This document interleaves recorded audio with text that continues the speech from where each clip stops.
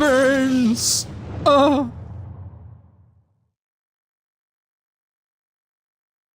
What's up, guys? Thank you for choosing Gaming VUE YouTube. That's right, you are in the Gaming VUE.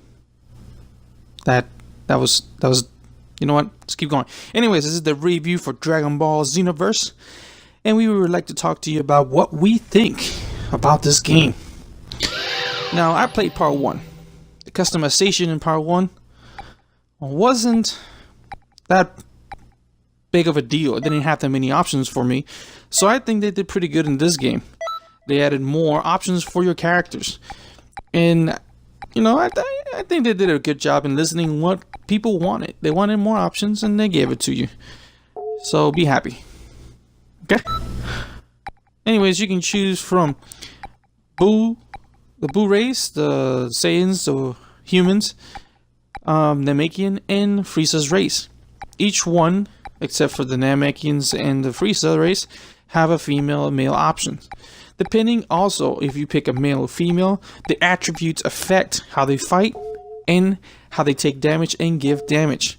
Each race has special abilities, like, for example, humans can gather ki faster than any other race. Namekian stamina goes on faster. VUE's race are like tanks, they can take more damage. Saiyans, after being knocked out and revived, become double the strength. Friezas are the fastest race in the game. The single player in this game, it's not that different from the first one, so it was kind of a letdown for me. They just added a few things here and there. For example, they added the Trunks saga, so they tried to add, you know, future Gohan and future Trunks storyline to it, and you know, I kind of enjoyed it. I didn't have any bad problems with it. They also try to add different movies like Lord Slug and Turtless. You know, those are other movies that came out for Dragon Ball Z, and they are some of the protagonists in this game. Just like Cooler and Janemba and Brawly. So, you know, I think they did a good job in adding them to this, but it wasn't that big of a deal with the story.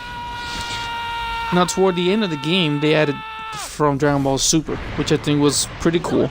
I like that. And I understand that they can't really change much of the story. I mean, it's Dragon Ball history that you are patrolling. In a way, it makes sense. You are time patrollers. So those movies that came out of Dragon Ball Z are supposed to be different timelines inside the Dragon Ball universe, which makes sense if you think about it in the stand of a time patroller.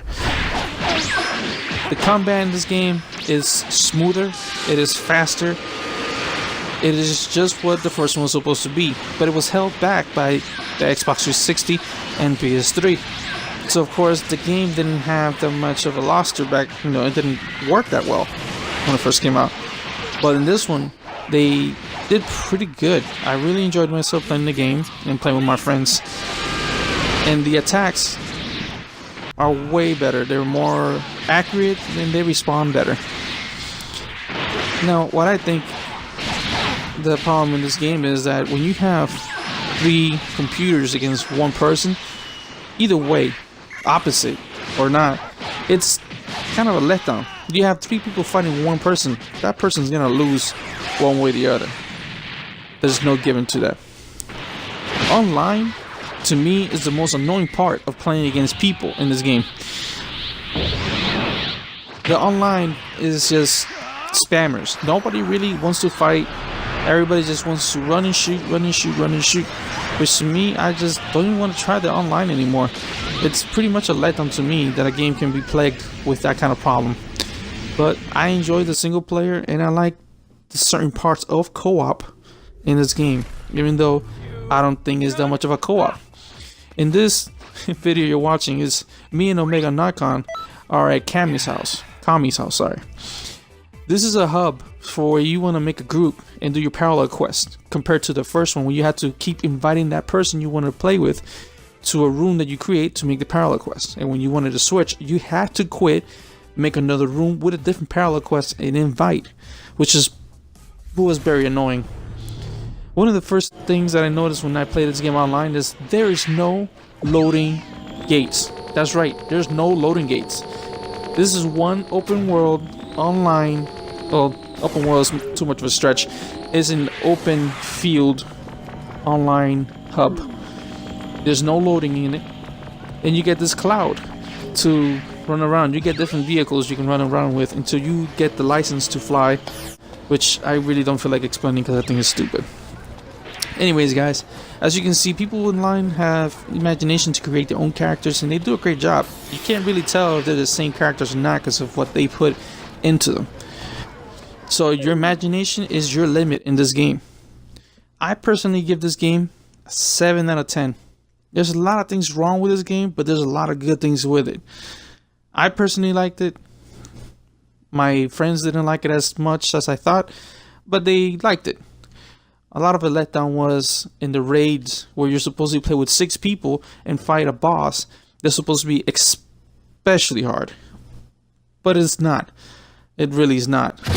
And hopefully they will fix that in the future. Anyways, guys, thank you for checking us out. And as always, check us out on YouTube. And we also do gaming videos on Twitch. So as always, stay awesome, guys.